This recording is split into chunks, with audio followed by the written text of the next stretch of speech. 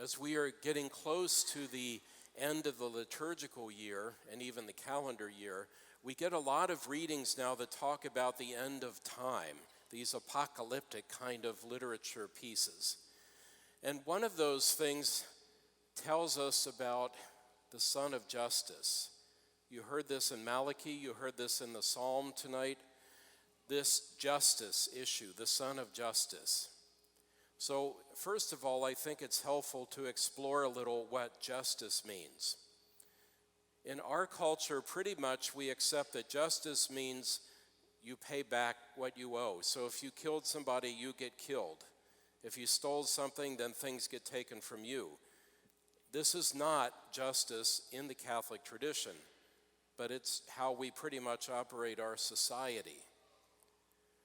St. Bonaventure, one of the great teachers in church history, taught that justice is a quality of God which makes the deformed beautiful. Start there. What if we were interested in a prison system that made the deformed beautiful? That would be quite different. And I'm not saying people could just get left out of prison. They're dangerous people. We need protection. I'm not naive. But this is a different way of approaching justice. Make the deformed beautiful. Make the one who is wounded whole again. It's a whole different way of looking at it. This is a teaching of one of the great saints in church history, and particularly in the Franciscan order, St. Bonaventure. Make the deformed beautiful. That Son of Justice we should invite to rise over us. Not this restitution kind of idea. It's a different way of approaching it. And at the time of Jesus, when he was speaking, the people were longing for justice. They were crushed as a nation under the Roman Empire. They were completely overrun by Roman armies. Roman governors were appointed over them. They really had no say, very little say, in how they could govern their lives. And they were longing for a restitution of the kingdom that they once had, that independent kingdom under King David and King Solomon and other kings. They wanted that back again. And it wasn't there, and so they felt that the present age they were living in was just wholly miserable and awful. You couldn't fix it, they thought. It was just the pits. That's the age they were living in. But they were waiting for the new age to come. And they felt that in that new age, they would have their independent kingdom again. And a son of David back on the throne, they could kick out the Romans. And more than that, they could destroy the Roman Empire, and they could have their empire, and everybody would serve them. And boy, that would be great. That would be the kingdom, they thought. Now, in between the present age and the one they wanted to come was going to be this event that they knew of as the Day of the Lord.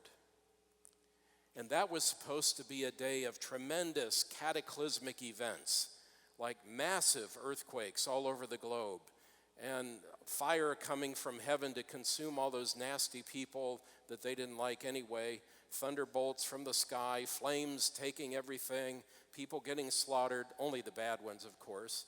They, by the way, would not get slaughtered. And that would be the day of the Lord, they thought.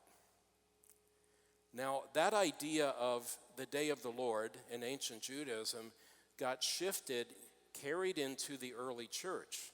Remember, very early Christians were typically Jewish, and they carried these ideas with them, and they felt this got wrapped up with the coming of Christ.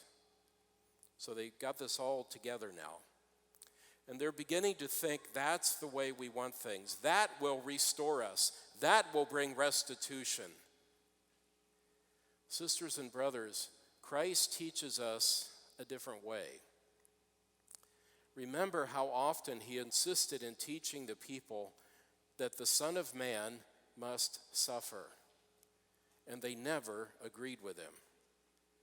They always thought of the Son of Man as the big hero that was going to bring in the day of the Lord. And they would get rid of the Romans, and that's what the Son of Man would do. And he kept saying, the Son of Man must suffer.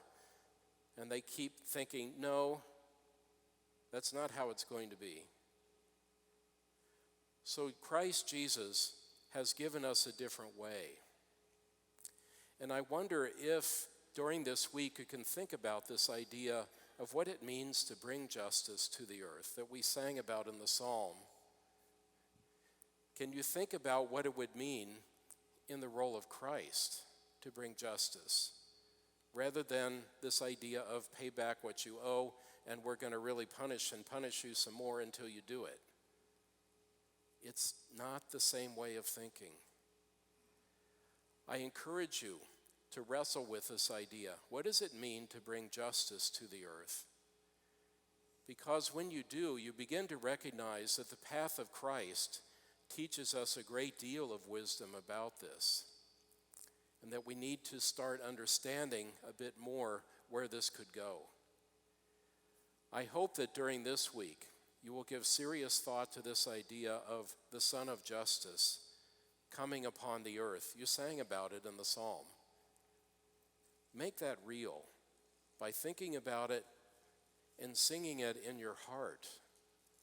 Bring the Son of Justice to the earth to rule the world with justice. That's a whole different concept.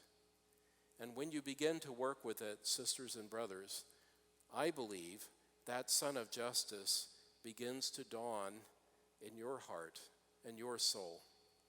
And together, we can bring the dawn to a world that is rushing into darkness.